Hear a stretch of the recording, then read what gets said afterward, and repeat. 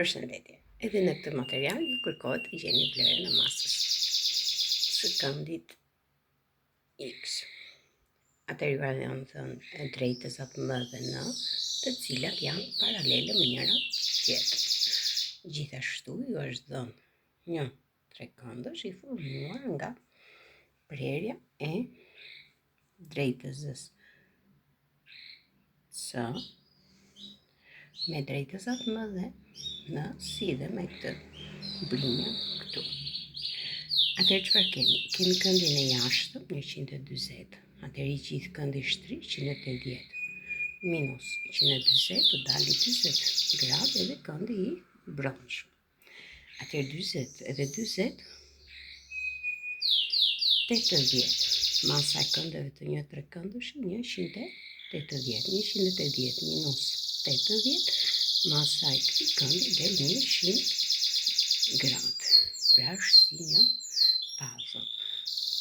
Tani këndi këtu është i shtrirë. Njëra pjesë është 100, është pjesa jashtme e tij. Atëherë 180 minus 100 gradë, këtu është 80 gradë. Çfarë dim ne? Që në dy drejtësat të dhëna paralel dhe një prerëse me to formon kënde përgjegjës të barabartë. Atëherë këndi X është i barabartë me këndin këtu. Vlera e këtij këndi është 80 gradë, atëherë dhe X është 80 gradë.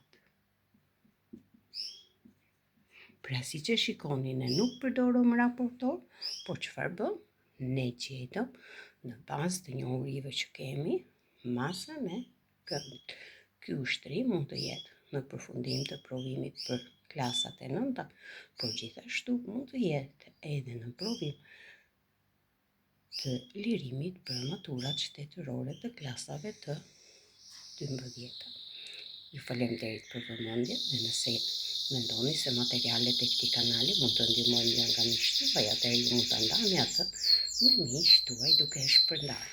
Kjo do më ndihmonte shumë, por pse jo, edhe miqtë tuaj.